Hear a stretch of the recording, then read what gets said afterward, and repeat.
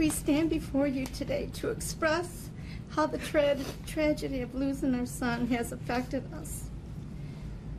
I feel my son's presence around me, and yet I can't touch him.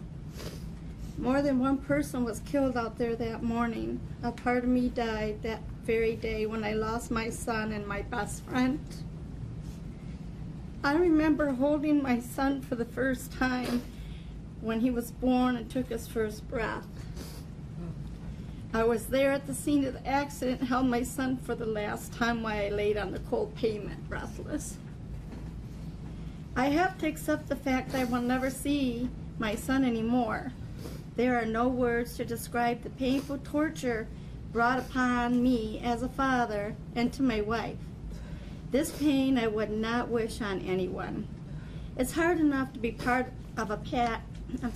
hard enough to be a parent, but it's harder when your parenting rights are taken away because of careless mistakes. I understand the young man will never truly understand until the day he has his own children. January 15, 2016, Jason was putting on his boots to help a caller in need. No questions asked. As Jason was leaving, his son ran up to him and asked, "Where are you going, Dad?" Jason replied, "I'll be right back, son. I'm going to pull someone out of a ditch that needs my help." Quoted from his son. Unfortunately, those words spoken by his father were the last words heard by his son for the rest of his life. With that in mind, I hope the sentence that you are about to receive helps the little boy understand why his dad never returned home that morning as promised. Lastly, there are no words to describe the pain that comes with losing a son. I believe the judge's decision will bring closure to me and my wife. In my heart, I can't ask God for any favors, but I can pray that He gives us the strength to go through the rest of our lives without our son. God says not to dwell and not to judge, and we know the right thing to do is to put it in God's hands, which we have. These are Jacob's heartfelt words. There is no amount of words to describe the impact that this has had and is going to have on my life.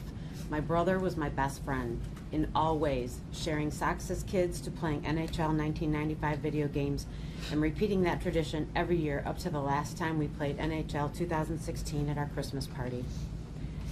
I will never get to beat him again in that game.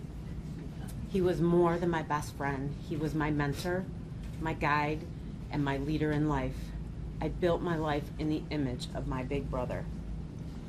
My father taught my brother everything he knew, and my brother took all of it and passed it on to me.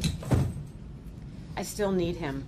I am missing my guide. I owe my brother for everything that I am today. I never truly realized the depth of my feelings for my brother, and I pray to God that every day he knew what he meant to me.